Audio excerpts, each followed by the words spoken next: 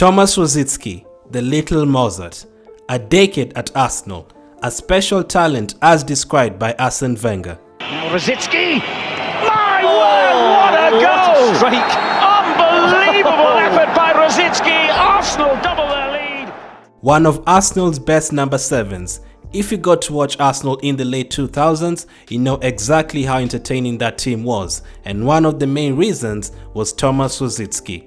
Always a joy to watch. What a goal that is! Brilliant goal from Tomas Rosicky! Sadly, frequent injuries prevented him from showcasing his genius on a regular basis, but that doesn't take away the fact that he was really good. But how good was he, and what could have been? Tomas Rosicky was born in Czechoslovakia in 1980. At the age of 6, he began playing in the Compulsory Prague youth team. 2 years later, he joined the Sparta Prague Academy, where he stayed for the next decade. He was promoted to the first team in 1998 and won the Czech First League that year. Admittedly, he only played 3 matches that season, but in his second year in the first team, he featured 24 times in the league and 12 times in the Champions League. 7 goals and 7 assists in all competitions. Not bad at all for a 19-year-old who was immediately named Czech Talent of the Year. While still a teenager, he made his international debut and played in Euro 2000 just a few months later. Back at his club, he stayed on for a 3rd season despite interest from several clubs. He contributed 9 attacking returns in 20 matches between August and December, including a Champions League goal at Highbury. More interest was shown in the January transfer window. This time, a deal was struck. He joined German side Dortmund for £8 million. That was a lot of money back then. That fee made him the most expensive player in Bundesliga history, as well as the most expensive Czech player to be sold to a foreign team. At Dortmund, he was mostly used in the middle of the pack, as an attacking midfielder and a central midfielder. He provided 6 assists between February and April. He also used this time and the off-season to adapt and settle in Germany. His first full season with Dortmund was exceptional. Rosicky proved to be one of the best playmakers in the league, scoring 5 and assisting 11. In all competitions, he registered a remarkable 20 assists. Borussia Dortmund clinched the title for the first time in 6 years. Thomas also helped them reach the UEFA Cup final that year. His performances did not go unnoticed. He was included in the Bundesliga team of the season alongside players like Michael Ballack and was named Czech Footballer of the Year for the 2nd time in as many years. He continued where he had left off the following season, scoring 6 goals and providing 11 assists. 2 of those goals came in a 2-1 win over Arsenal, a game in which the little Mozart put up a 10 out of 10 performance, orchestrating the play throughout the match. He dominated a midfield that included Vieira and Gilberto Silva. This was the 2nd time in 3 years he had gone up against Arsenal for 2 different teams, and on both occasions he impressed, scoring 3 goals. Thomas called the next season the worst of his career, as he failed to replicate what he had achieved in his first 2 seasons with the club. He only scored 3 goals and assisted 0 in 27 appearances. Across the next 2 seasons, he scored 9 and assisted 10. After the retirement of Bergkamp and the departures of Pires and Reyes, Arsene Wenger needed a new lease of life. The Gunners completed the signing of the 25-year-old for an undisclosed fee. Before featuring for Arsenal, he played at the 2006 World Cup, an opportunity for the Arsenal fans and Premier League fans in general who weren't really familiar with him to see what he was all about. Well, he didn't take too long to prove it. He scored a brace in Czech Republic's opening match at the tournament. Arsenal fans were already excited to see him at the Emirates.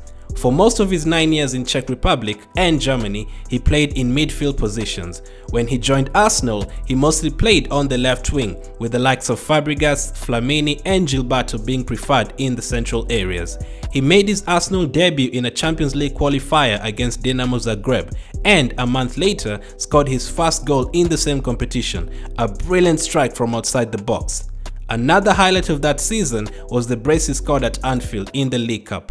He finished his debut campaign with 6 goals and 5 assists. He showcased his technique on the ball and his quality passing throughout the year. His midfield combination with Kleb, Cesc Fabregas and Flamini was special. Quick, intricate passing and movement saw Arsenal creating numerous chances every single game. Rosicky began the 2007-2008 season by scoring against his former team, Sparta Prague, in a Champions League qualifier. He featured throughout October, November and December before suffering a tendon injury in an FA Cup match against Newcastle.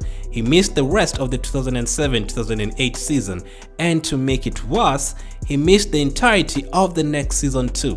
Unfortunately, injuries became a regular feature of his Arsenal career. There was a lot of talk of him potentially being moved on after missing 20 months of action, and arrivals of players like Nasri could have seen that happen. Arsene Wenger ignored all the talk and gave Tomas a new contract, saying, "I have spoken many times of Rosicky's class and contribution, not only on the pitch but off it as well. And in the words of Rosicky, it's felt like home since I arrived here 4 years ago, and I believe we are on the verge of achieving something special together." He returned to action in September of 2009 and went on to miss only one more game as a result of an injury. Wenger managed his minutes throughout the 2010-2011 season, starting him only 8 times in the league and bringing him off the bench 13 times. Most of his starts came in the cup competitions, with Arshavin, Nasri and Walcott being preferred in the Premier League. He once again proved his versatility that year, playing 9 times on the right, 7 on the left and 8 as an attacking midfielder. He was able to stay fit for the whole of the 2011-2012 season. His attacking numbers dropped significantly though after numerous injuries. There was a couple of standout performances against Spurs and AC Milan, 2 games in which he scored. Once again, injury setbacks were never far away. He suffered an Achilles tendon injury while playing for Czech Republic at Euro 2012, resulting in him missing the first half of the 2012-2013 season. He wasn't the same player when he returned. He was slower and the injuries were beginning to affect his mentality on the pitch. Despite more injuries the following season, he had 2 memorable North London derby moments. The first in a 2-0 win in the FA Cup, and second a 1-0 win at White Hart Lane, a terrific strike. The season ended with Rosicky lifting his first piece of silverware as an Arsenal player, the 2014 FA Cup. He helped Arsenal retain the trophy the next season. His best performance? A goal, an assist and the Man of the Match award in a 3-2 victory over Brighton in the 4th round. Yet another significant injury meant he made only 1 appearance in the 2015-2016 campaign. Arsenal decided not to renew his contract and he left in June of 2016. He returned to Sparta Prague for 2 more years, but it wasn't really the dream return, playing only 12 matches in the 2 years due to, well, more injuries sadly. He announced his retirement in 2017. Rosicky ended his Arsenal career with 28 goals and 23 assists in 247 appearances. He arrived at Arsenal as one of the best attacking midfielders in European football and for a couple of seasons showed what he was all about. He had the ability to dictate play from midfield and control the tempo of the game with his sharp and precise passing and combination play. Unfortunately, persistent injuries meant he never really got a run of games going, and competition from new signings saw him dropping down the pecking order as years went by. Whenever he was on the pitch, he always was exciting to watch, and no doubt in my mind that Arsenal would have lifted more silverware had he stayed fit. A what could have been career. In the words of Wenger, if you don't enjoy watching Rosicky, you don't love football.